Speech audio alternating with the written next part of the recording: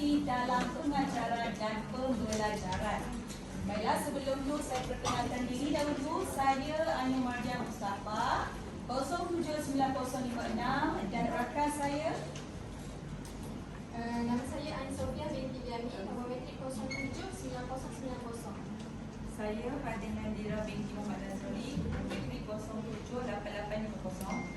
Saya Nur Fatia binti Alias, nombor metrik 078960. Nama saya Atira Mawardan Surain binti Ayub, 078909. Okey, selesai dengan pengenalan antara akik kami, masing-masing dah kenal. Okey, jadi kita pergi kepada motivasi. Jadi sebelum tu, pernah dengar perkataan motivasi? Agak-agak apa yang awak rasa maksud motivasi itu perkara apa sebenarnya? Okey, kain kata berilah kamsah. Okey, yes, pakar motivasi. Okey, betul.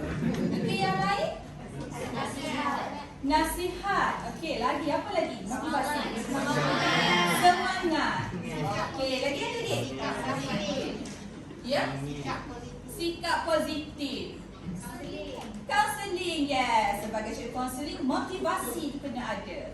Okey, jadi motivasi ini lebih kepada, kalau kita tengoklah ramai yang kata sikap positif, semangat. Okey, so kita akan lihat satu persatu berkenaan dengan definisi motivasi itu sendiri. Okey, yang pertama saya ada ambil 3 maksud definisi. Okey, kita lihat yang pertama dari DBP sendiri, apakah maksud motivasi? So, mengikut Dewan Bahasa dan Pustaka menyatakan bahawasanya motivasi adalah keinginan yang keras atau semangat yang kuat pada diri seseorang yang mendorongnya untuk berusaha atau melakukan sesuatu dengan tujuan untuk mencapai kejayaan. So, ada tak perkataan semangat dalam definisi ini? So, betul lah. Motivasi semangat, lebih kepada semangat, dorongan, okey, kepada individu. Okey, kita lihat kepada definisi yang kedua. Okey, definisi kedua daripada artikel yang ditulis oleh Muhammad Ali, Muhammad Kawil, Supani dan Abang Arifin pada tahun 2022 menyatakan, okey, dia mentakrifkan sebagai keadaan dalaman, okey, keadaan dalaman kita yang menjorong dan menggerakkan pemikiran, perasaan dan tingkah laku seseorang. So dalaman kita ni, dalaman kita ni yang akan membuatkan kita ni berfikir, menggerakkan pemikiran kita, perasaan dan juga akan memberi kesan kepada tingkah laku kita, behavior kita. Ia adalah keadaan yang menggerakkan, sahajalah, dan mengawal tingkah laku bagi mencapai matlamat sesuatu. Okey, seterusnya yang ketiga dari Jensen, Mayer dan Whitfield 2022 menyatakan motivasi dapat ditakrifkan sebagai semangat yang mendorong seseorang untuk bertindak. Jadi, pada pendapat anda semua, adakah ketiga-tiga definisi motivasi ini sama, membawa erti yang sama? Ya kan? Okey, secara umumnya kita nampak maksud motivasi lebih kepada macam mana kita nak capai sesuatu, kita kena ada semangat. Kita nak dapat jadi pelajar yang cemerlang, kita kena ada dorongan ataupun kena ada support daripada sekeliling kita. Okey, itu.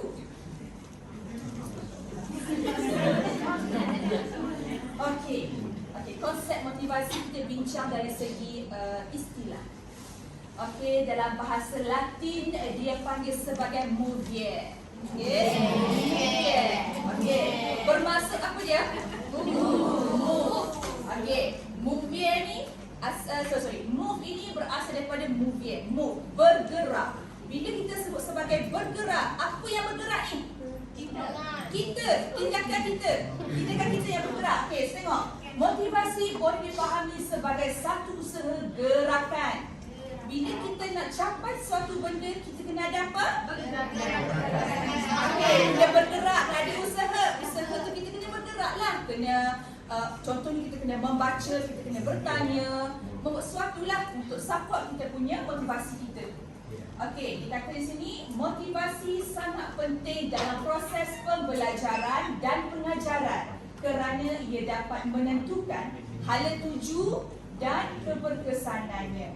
So bila kata ada motivasi ni, dia boleh tentukan apa kita fokus, apa yang kita fokus sebenarnya. Kita nak apa dalam kehidupan kita. Sebagai contoh, kita nak jadi seorang guru. So kita kena fokus, kita nak ada motivasi untuk menjadi seorang guru. Apa motivasi untuk menjadi seorang guru? Okay, contohnya. Dan seterusnya, okay, yang ini pelajar. Pelajar yang bermotivasi tinggi biasanya mempunyai dorongan yang kuat dan mantap untuk terus berminat dengan apa yang disampaikan hasil dari rancangan-rancangan yang kuat. Sama juga dengan pelajar. Kalau dia nak jadi seorang pelajar yang hebat, dia kena ada motivasi yang tinggi. Kalau kita cakap sama-sama kita, okay, kita buat macam discussion lah. Untuk menjadi motivasi sebagai pelajar yang bermotivasi, apakah agak-agaknya faktor yang kita boleh kata yang mendorong dia jadi seorang pelajar yang bermotivasi? Peniruan. Okey, boleh. Peniruan sebagai guru tadi kan, Guru Farah tadi dia kata peniruan yang positif. Kan? Apa lagi kita boleh kata? Faktor-faktor lain mungkin. Sebab nanti kawan saya akan explain lebih detail lah berkenaan faktor-faktor yang berkaitan dengan motivasi. Rakan sebaya kita pun kita boleh kata maksudnya part of motivasi. Betul? Ibu bapa kita, kalau tidak ada dorongan daripada ibu bapa kita, bolehkah kita jadi pelajar yang berjaya? Kan? Okay. So, untuk seterusnya saya akan serahkan kepada rakan saya. Terima kasih. Okey, sebelum saya mula, kita akan tengok apa rancangan motivasi ni. Sebelum awak semua tengok, saya nak tanya dulu, apa motivasi awak hari ni untuk datang ke kelas?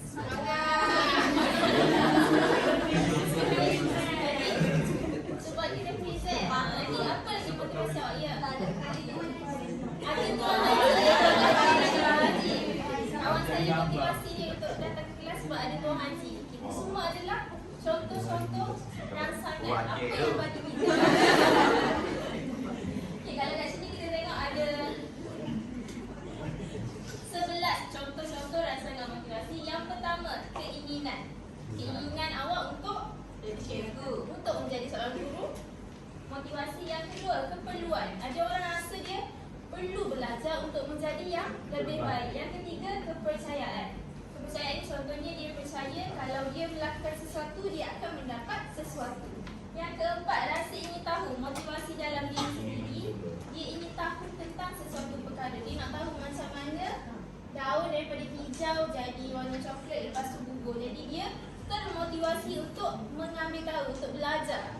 Yang seterusnya, keyakinan diri. Okey, keyakinan diri contohnya, kalau saya bagi contoh anak-anak murid saya, pelajar yang keyakinan diri dia tinggi, selalunya motivasi dia lebih tinggi.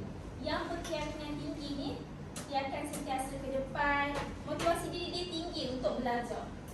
Seterusnya, tekanan sosial. Tekanan sosial ni boleh jadi daripada faktor persekitaran sosial sama ada rakan-rakan. Contohnya Nasrullah, dia tanya nota ketika besok masuk benda. Jadi secara tidak langsung orang lain yang baca nota tu, yang baca pertanyaan Nasrullah tu, dia pun termotivasi untuk Nasrullah belajar, jadi aku pun kena belajar juga. Okey, seterusnya pengharapan, expectations. Contohnya ibu bapa kita meletakkan expectation untuk kita menjadi seorang guru. Jadi kita termotivasi untuk belajar dengan lebih baik. Rasa takut juga adalah salah satu motivasi. Contohnya kita takut untuk gagal. Jadi kita bermotivasi untuk belajar. Matlamat. Ada pelbagai contoh-contoh matlamat. Contohnya kita semua matlamat kita untuk menjadi seorang guru. Seterusnya nilai. Nilai ni maksudnya nilai diri sendiri. Contohnya, nilai ni saya bagi contoh.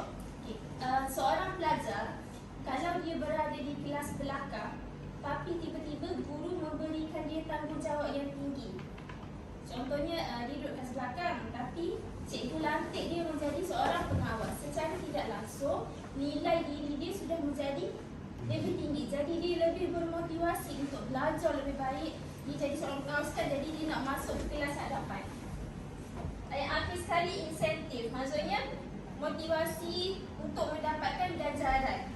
Insentif lah, apa-apa jenis insentif.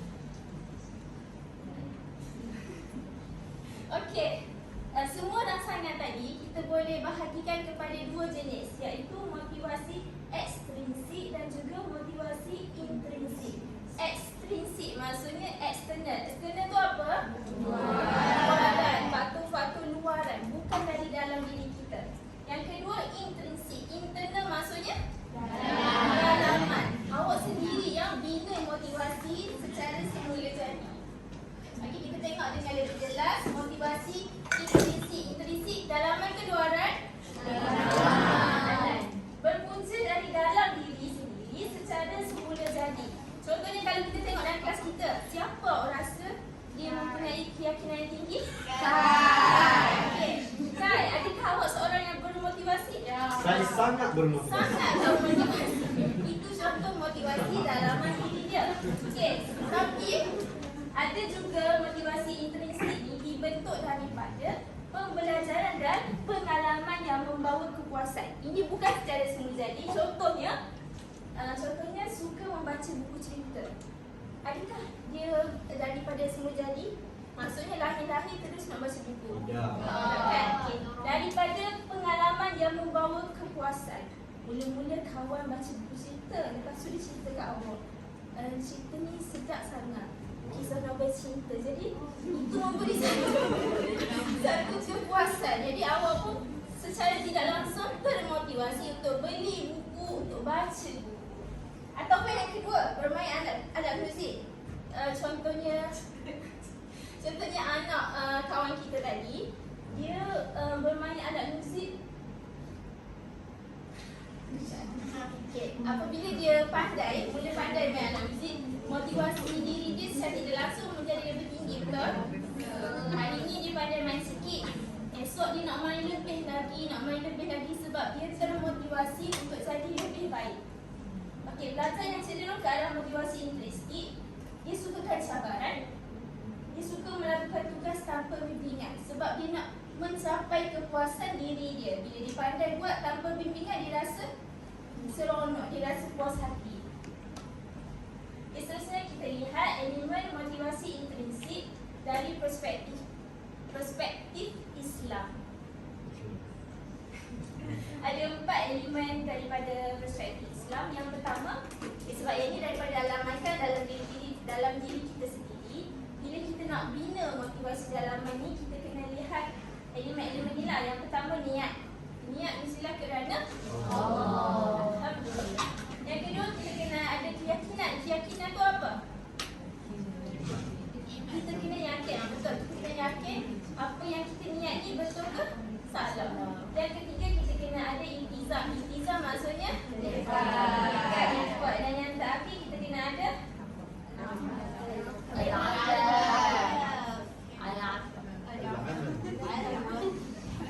seterusnya kita lihat motivasi ekstrinsik. Istiqomah ada. Istiqomah.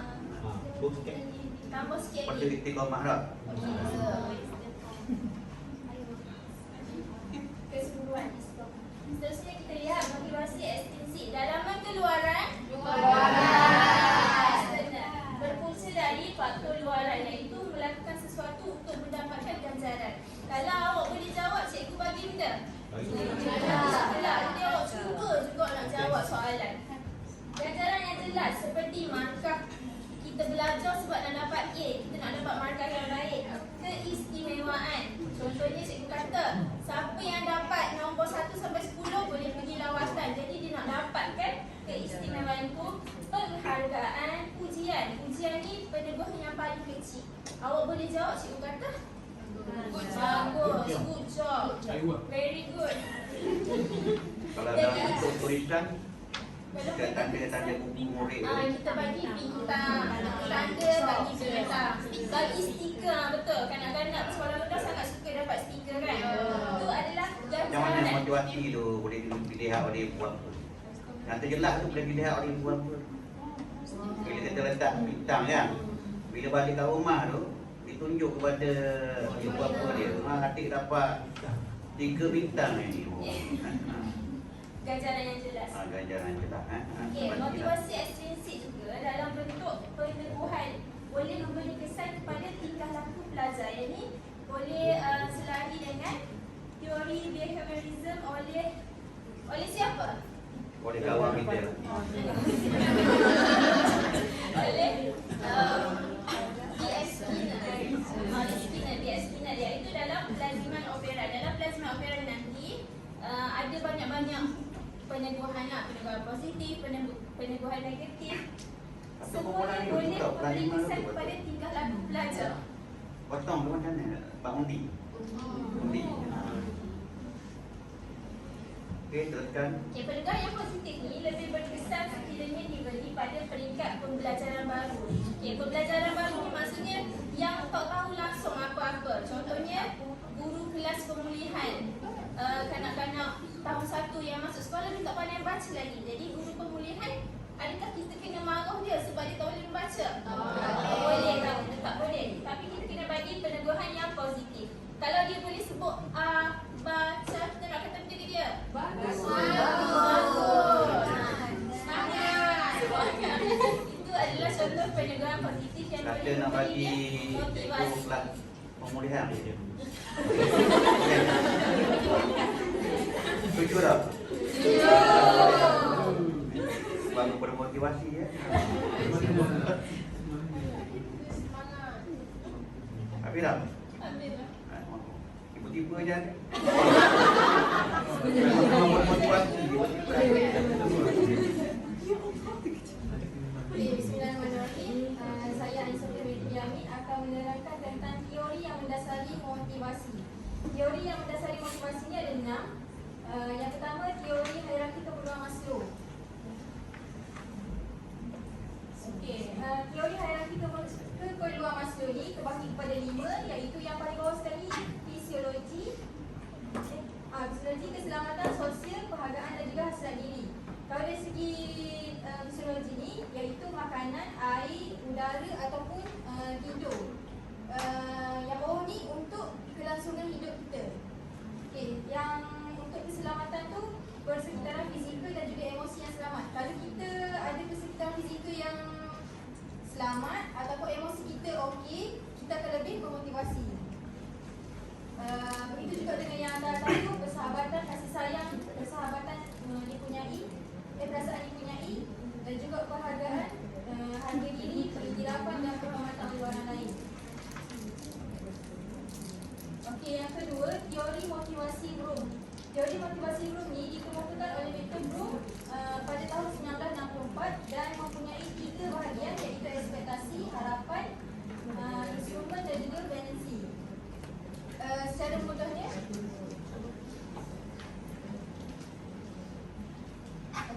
mudahnya, Bloom ni terbahagi pada 3, iaitu usaha, ganjaran, usaha, prestasi dan juga ganjaran. Okey, mula-mula kita akan usaha. Bila kita usaha, kita akan fikir usaha kita ni ada performa ke tak?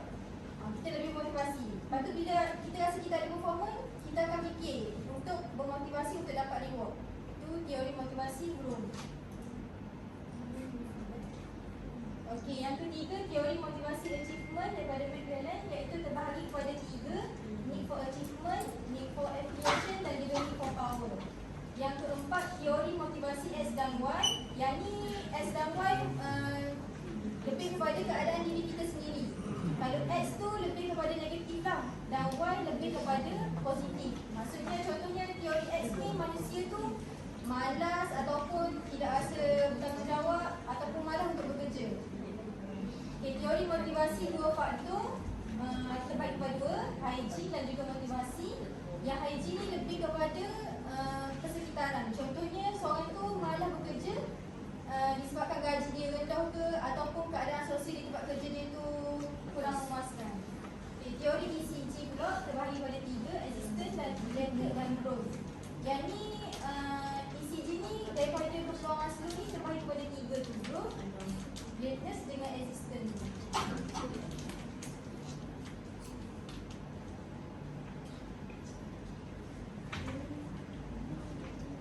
Semua sekarang ni bermotivasi ke? Mas ngantuk ke tak sekarang ni? Satu sekarang ni. Okey, hari ni saya akan bentangkan fungsi motivasi dalam pelaksanaan PDP. Tapi sekarang ni PDP dah bertukar jadi PDBC. Okey, apa fungsi motivasi ni? Pertama, sebagai dorongan atau kekuatan oleh individu untuk melakukan sesuatu. Contohnya, siapa yang mendorong kita untuk pergi ke kelas? Ayah.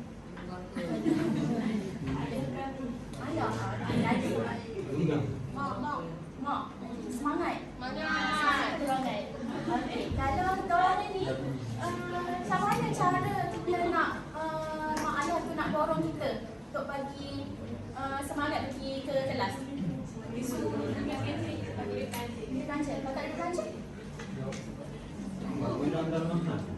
Okey, tak apa.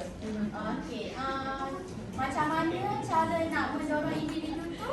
Kalau kita sebagai guru, kita kena bagi ganjaran kepada dia, kepada pelajar tu. Contohnya, bagi hadiah, bagi kata-kata semangat, bagi rasa, bagi macam penulisan tu. Contohnya Haji kata tadi, bagi bintang, 3 bintang. Jadi dia orang lebih bersemangat nak pergi ke kelas.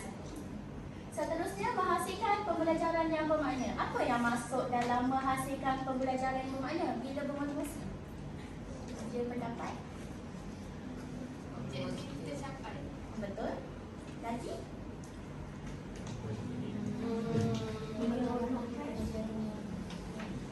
Boleh bagi suasana yang positif?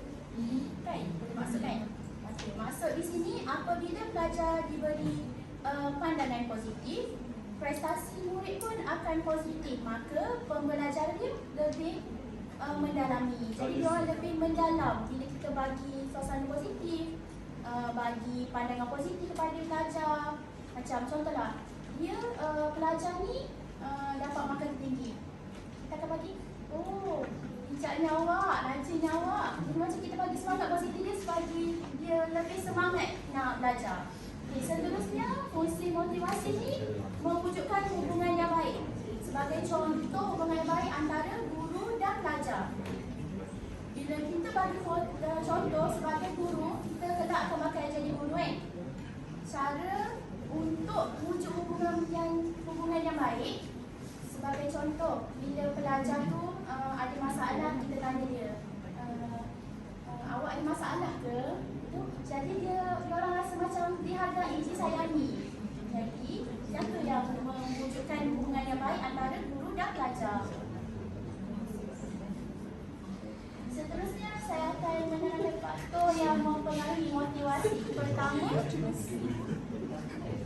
minat. Apa yang dimaksud dengan minat?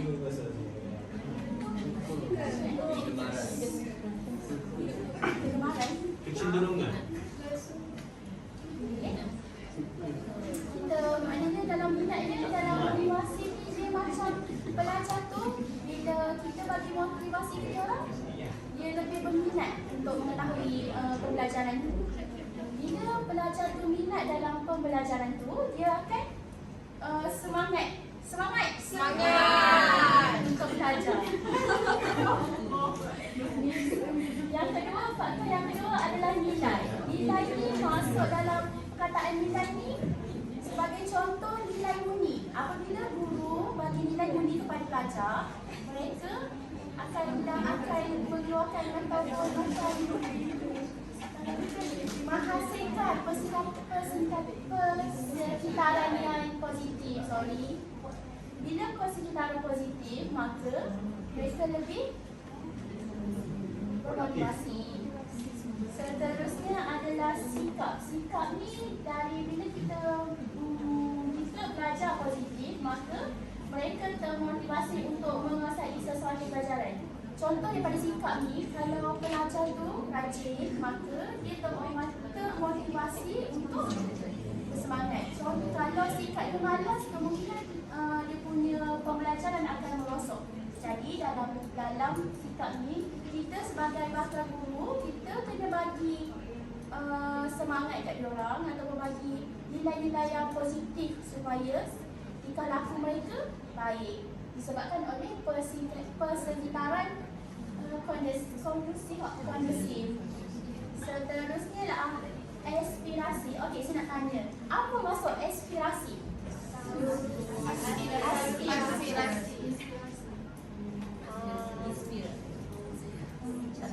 Okey, saya tahu aspirasi ni bermaksud semangat atau pencapaian.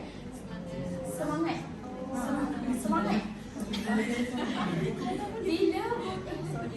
Bila murid bersemangat untuk belajar, mereka lebih aktif ataupun lebih giat nak belajar. Bila dia bersemangat nak capai sesuatu benda tu, dia orang lebih, saya nak percaya. Macam tu lah. Jadi dia orang prestasi orang meningkat. Seterusnya insentif. Insentif, korang bagi pendapat apa maksud insentif? Pandai betul.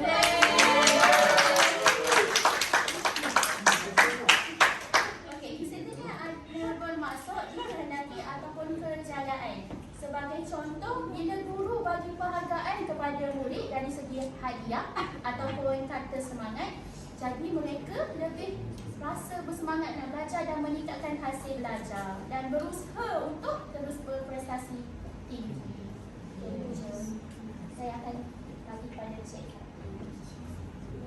Semangat. Okey, terima kasih kepada rakan pimpinan saya. Sekarang bagi kepada pesan motivasi ke atas murid. Okey, semua masih bersemangat? Alhamdulillah. Okey. Kesan motivasi ke atas murid ni, biasanya motivasinya dia akan memberi kita ke arah yang lagi positif lah. Okey, jadi satu, kebimbangan. Apabila motivasi ni ada dalam diri pelajar, dia akan berasa bimbang jika dia gagal untuk memenuhi harapan guru. Biasanya rata-rata guru dia akan memberi harapan yang tinggi lah kepada semua pelajar dia. Jadi dia akan lebih bermotivasi untuk mencapai harapan guru terhadap dia. Yang kedua adalah perubahan sikap. Okey, perubahan sikap ni bila motivasi ni ada dalam diri setiap pelajar, dia akan sikap tu akan berubah daripada negatif kepada positif apabila dimotivasikan oleh guru tu sendiri. Contohlah, pelajar ni dia hidup dalam persekitaran yang negatif. Mungkin bila di rumah dia berinteraksi dengan adik-beradik ataupun parents dia sendiri pun negatif. Jadi apabila di sekolah dia melihat guru-guru memberi motivasi yang positif, memberi aura, memberi dorongan, nasihat, jadi dia akan dipengaruhi oleh kata-kata guru dan dia punya tindakan dia pun akan tidak seperti di rumah. Dia akan berinteraksi dengan baik dengan kawan-kawan dan sebagainya. Yang ketiga adalah motivasi diri. Apabila saya percaya setiap orang ni masing-masing ada dia punya motivasi kan. Macam kita sekarang ni, kita bermotivasi untuk menjadi seorang pendidik. Okey, jadi kita ada matlamat untuk kita capai kita punya cita-cita tu. So, dia akan mengurangkan kita punya putus asa dalam pembelajaran. Contohnya sekarang ni, mungkin banyak sangat assignment, test, presentation. Tapi dia bukan penghalang untuk kita capai cita-cita. Okey, yang keempat adalah rasa ingin tahu. Okey, rasa ingin tahu ni boleh jadi salah satu faktor motivasi dalam diri seseorang. Contohnya, sebagai seorang pendidik ataupun sebagai seorang guru, sebagai seorang pelajar lah sendiri kan, kita ingin skor dalam salah satu subjek, mungkin matematik, tetapi kita rasa ingin tahu untuk skor dalam subjek tu, apa yang kita akan buat? Kita akan membuat latihan tubi, kita akan berjumpa dengan guru untuk tunjuk ajar dan sebagainya. Dan yang terakhir adalah tumpuan kawalan. Tumpuan kawalan ni lebih kepada meningkatkan kepercayaan individu terhadap perkaitan tindakan diri dengan akibatnya. Contoh, kita sebagai seorang murid, setiap apa yang kita tindakan kita itu kita kena tahu konsekuensi dia, kesannya. Contoh, macam guru memberi kita latih tubi ataupun homework untuk dihantar pada keesokan harinya. Kalau kita tak dapat nak siapkan benda yang guru bagi tu kan, so kemungkinan apa kesannya terhadap kita. Mungkin guru tu akan marah ataupun rakan-rakan pun akan mengejek. Itu adalah kesan motivasi ke atas murid. Seterusnya, cara-cara guru motivasikan pelajar. Okey, setiap pelajar ni dia lain.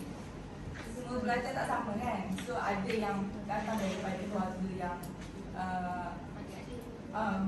yang aura yang positif, ada aura yang negatif. So sebagai seorang guru sendiri, kita kena mendalami pelajar kita untuk dia berjaya dalam pelajaran dia. Salah satunya adalah kita sebagai guru pengukuhan semula. Pengukuhan semula ni adalah pengukuhan positif atau negatif, boleh digunakan untuk memotivasikan pelajar untuk belajar.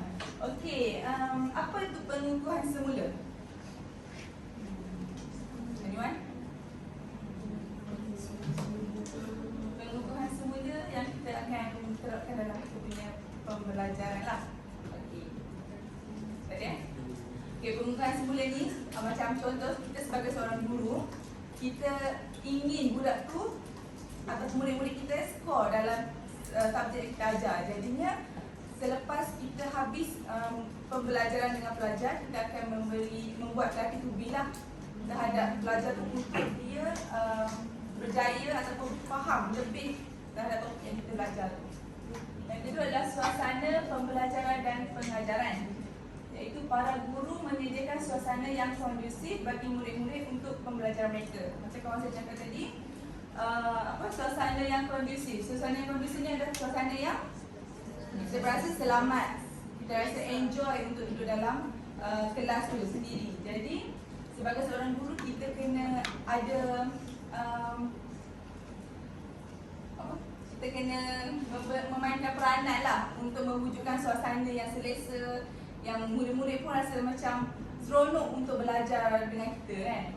Yang ketiga adalah mewujudkan pembelajaran kooperatif dan kolaboratif. Okey, siapa tahu apa tu kooperatif dan apa itu kolaboratif?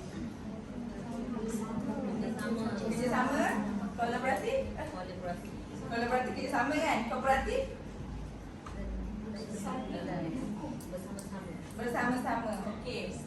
Maksud kooperatif kat sini adalah interaksi antara pelajar itu dalam bilik darjah.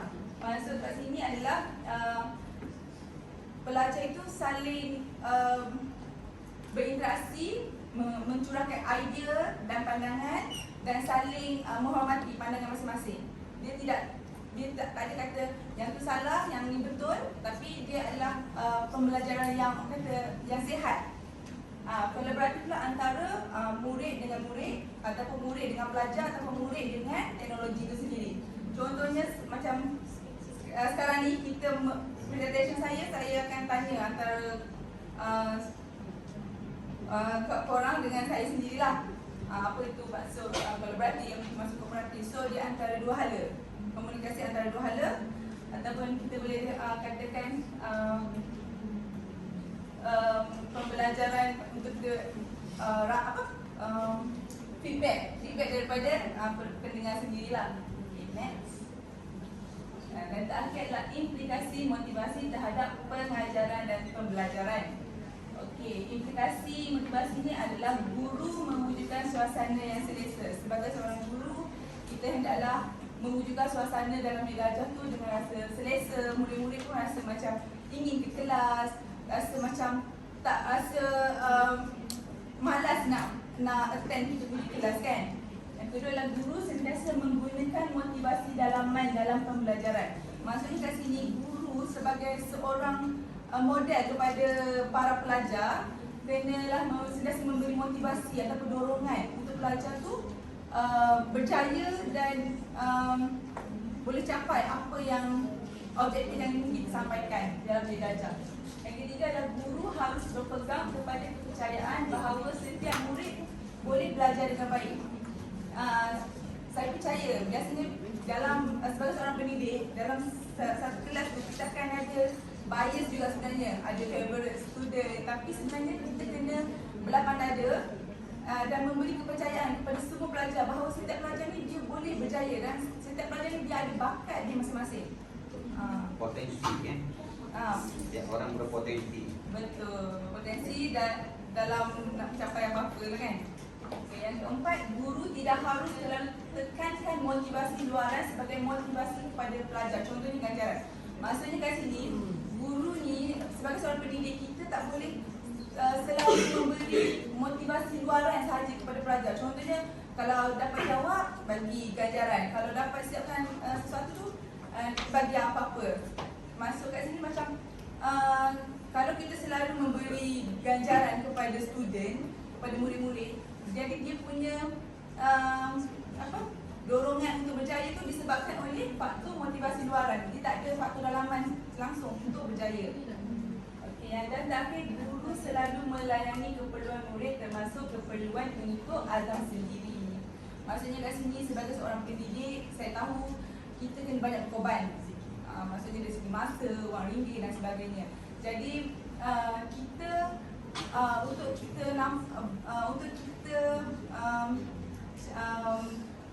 capai objektif dalam pembelajaran dan make sure pelajar kita berjaya, salah satunya kita kenalah korbankan sedikit wang ringgit. Mungkin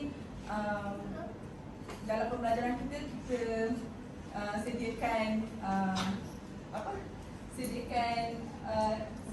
worksheet untuk belajar tu, untuk belajar tu berasa macam ada tugasan selain daripada tugasan yang dalam buku teks.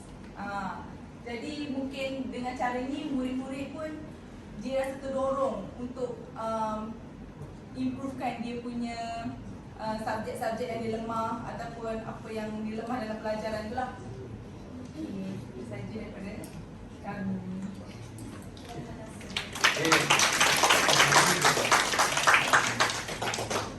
Habis semangat lah. Semangat lagi. Kalau ada nasi semangat lagi behel.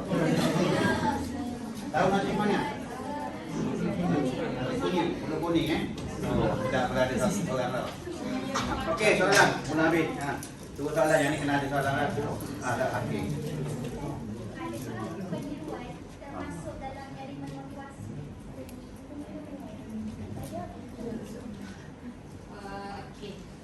Terima kasih kepada saudari Hazwani Syazwani. Okey, pada pendapat saya, peniruan tu pun dikira sebagai satu elemen yang orang kata memotivasikan lah. Sebab kita boleh tengok sendiri, pelajar itu boleh terikut-ikut dengan persekitaran dia. So dia boleh tiru. Kalau dia nampak benda tu baik, dia akan ambil yang baik. Kalau dia nampak benda tu yang tak baik, itu akan jadi motivasi yang negatif lah untuk dia. So peniruan itu yes, satu elemen yang boleh memotivasikan diri pelajar. Dalam peniruan tadi ada proses dia kan? Dalam proses tu ada tak motivasi? Ada. Kurang motivasi. Okey, semangat lagi? Semangat. Tak balik lagi ni semangat.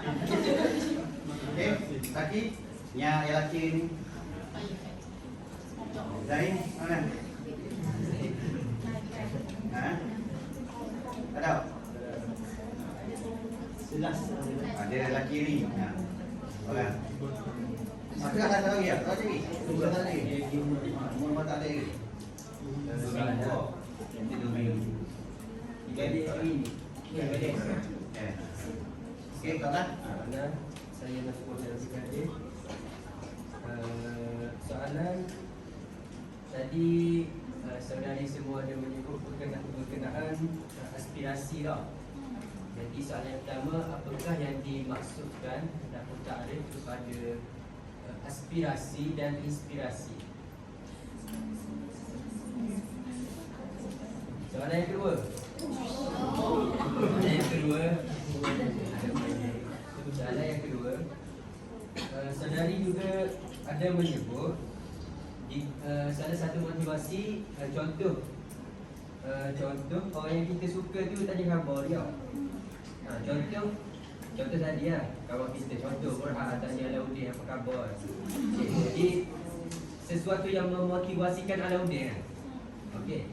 Soalan saya, adakah dikira motivasi sekiranya Orang yang tanya khabar tu bukan orang yang kita suka.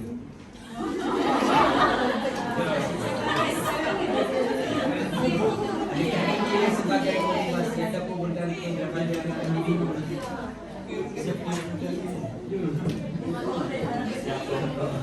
Okey.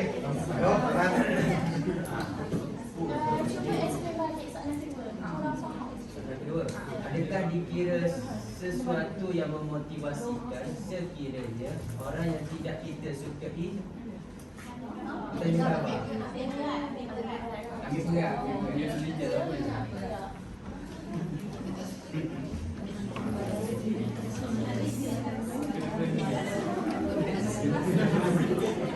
Nama-nama orang yang nama-nama dia kahwin dua orang. Motivasi ya tak? Tapi nak dengar daripada pembentang kita. Okey, terima kasih untuk dia bertanya. Okey, apa perbezaan antara aspirasi dengan inspirasi? Jadi saya tengok daripada Google. Aspirasi ni maksud dia kita melihat dan meniru sikap orang lain. Macam kita nak bangunkan motivasi tu, kita tiru sikap orang tu. Contohnya, macam Fatihan ni dia suka study seorang-seorang, tapi yang tu buruk jadi ikut yang tu. Macam macam ada guru kata, oh Fatihan ni rajin lah, rajin malam. Contohnya, jadi kita nak rajin tu, kita tirulah cara perwatakan Fatihan belajar. Itu maksud dia aspirasi. Maksud inspirasi pula ni, dia macam kita inspirasi orang tu. Inspirasi, contohnya macam ada Lafa, dia berjaya kan, dia dah macam ada butik, jadi dia sebagai role model kita, jadi inspirasi kita nak terus nak jadi macam dia. Itu masuk inspirasi. Dia memberi inspirasi lah kepada kita lah. Memberi inspirasi. Aspirasi tu macam kita nak ikut dia. Inspirasi tu dia jadi role model kita. Itu perbezaan antara aspirasi dengan inspirasi. Jawab. Okey, so soalan nombor 2, adakah bertegur sapa memberi motivasi kepada seseorang individu kan? Pada pendapat kami, kadang-kadang bila kita tak suka pada seseorang tu, tetapi orang tu sentiasa bertanya khabar kepada kita, hati yang keras tu lama-lama jadi lembut juga. So mungkin dia akan memberi dia akan meminta ruang untuk membalas balik.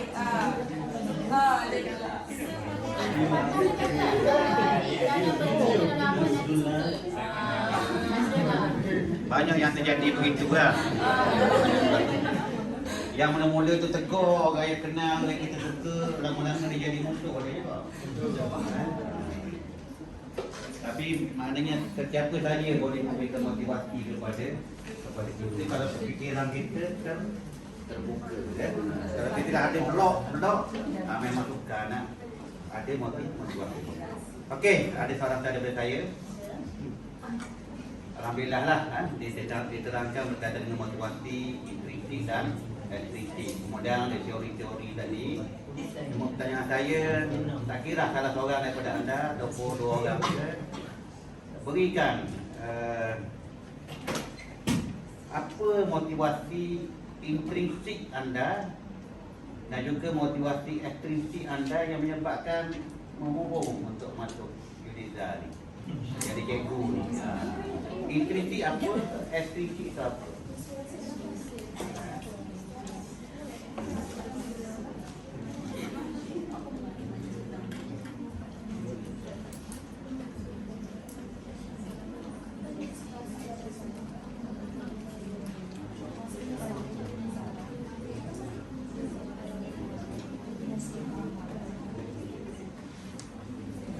Okey, semangat berbincang. Teruskan. Saya cuba menjawab soalan Puan Haji tadi. Ya. Okey. Motivasi intrinsik dalaman kita lah kan? Anda sendiri. Okey, motivasi diri sendiri. Maksudnya kenapa saya masuk Uniza ni, saya belajar di PP ni, sebabnya saya nak menjadi seorang guru.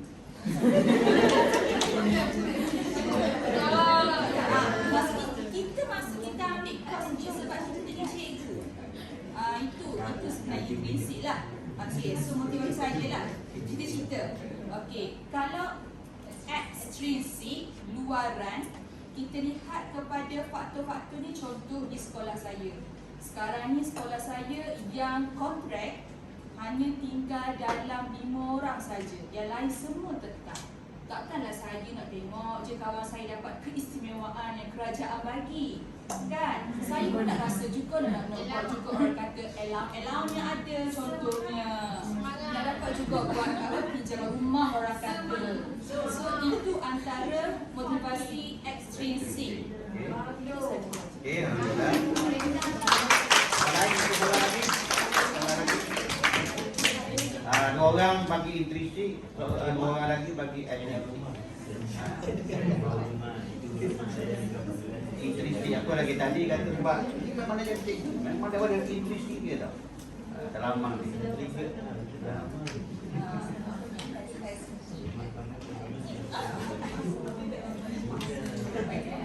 Faktor motivasi ekstrinsik dalam diri saya adalah saya ibu saya seorang guru.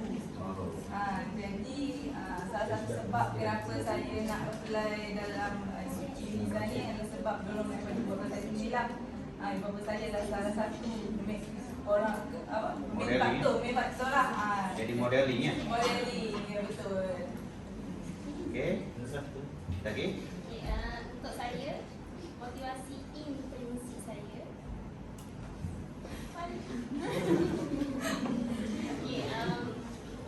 ketika belajar saya jadi seorang guru sampingan. Sandaran. Sandaran. Betul. Guru sandaran. Jadi saya rasa sepanjang tempoh 3 bulan tu saya rasa saya ada potensi untuk menjadi seorang pendidik. Boleh? Boleh. Pada melihat diri kita sendiri berbakat, ada potensi. Lagi? Orang lagi? Orang lagi? Okey, saya ambil ekstrinsik satu. Saya ni, family saya kebanyakannya semua ayah saya cikgu, ibu saya cikgu, adik saya pun cikgu. Saya tengok dia orang dia apa? Ayah saya ni dan adik saya ni inspirasi untuk saya jadi cikgu. Jadi saya jadi semangat ada cikgu. Semangat. Tapi Maknanya persekitaran juga lah, family ya. Intrinsik atau lagi? Saya intrinsik lebih kepada dengan ilmu. Saya sebagai guru kontrak juga selama 7 tahun dah, jadi tahun yang ke-7. Jadi rasa macam nak ikut lah. Rasa pun sama lah kan dia. Adalah ciri-ciri juga menggambarkan ada potensi individu kita ya. Okey, intrinsik memang agak sukar kita gambarkan. Sebab kita sendiri yang tahu dalam dalaman. Okey, last question Kenapa orang pergi motivasi kadang-kadang seminggu, 2 minggu lepas tu hilang? Kenapa agaknya? Dipanggil balik lah susah dah. Sebenarnya jenis motivasi ni dia dua. 3 pula. Yang ketiga ni nama dia motivasi. Nama A dekat depan. Motivasi. Motivasi ni keadaan seseorang tu dia tiada motivasi. Sebenarnya dalam kita semua ni kita ada sedikit intrinsik. Cuma dia intrinsik tu kena bagi sokongan luar sikit. Kena bagi motivasi ekstrinsik supaya kita lebih bersemangat. Tapi keadaan ketiga ni bila ada sesuatu yang berlaku, situasi menyebabkan dia termotivasi. Dia ada motivasi. Betul dah tu, tak lain ya. Kalau nak lebih kuat lagi biasanya kalau kita ada camp motivasi tau. Kita bersama dengan pakar motivasi. Itu ekstrinsik. Ekstrinsiknya. Jadi kita intrinsik tu setakat mana kita katakan mana nak jadi cikgu tadi tau. Ada dalam mang tu betul tau. Kalau gaji cikgu ni murah nanti tau, ataupun kita kena sabar-sabar, ekstrinsik itu jadi lain. Jadi intrinsik itu mungkin makin hilang. Apa tak lagi kalau motivasi biasa ni, bila kita balik sekolah semula dengan kawan-kawan kita pergi ke bandar, jadi hilang semua motivasi. Itu dia kiranya motivasi intrinsik itu tidak ada ataupun tidak kukuh.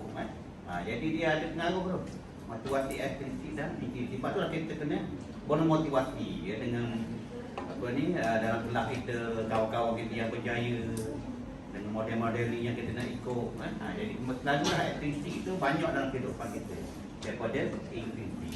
Jadi kita lawak, kita berkawanlah dengan orang yang berinspirasi tadi ya. Okey, alhamdulillah. Kita berkelah untuk semua ini. Isi pada semua mudah-mudahan yang jelas. Kita puas hati dah lah. Ni tajuk akhir dah ni. Motivasi dah. Okey. Agaknya mungkin satu ilmu lah yang berguna untuk anda sebagai seorang cikgu. Okey, ada soalan lagi? Ada? Tak ada? Sila tanda tangan tu. Tanda tangan Terutama kumpulan yang membentang ni. Sebelah ni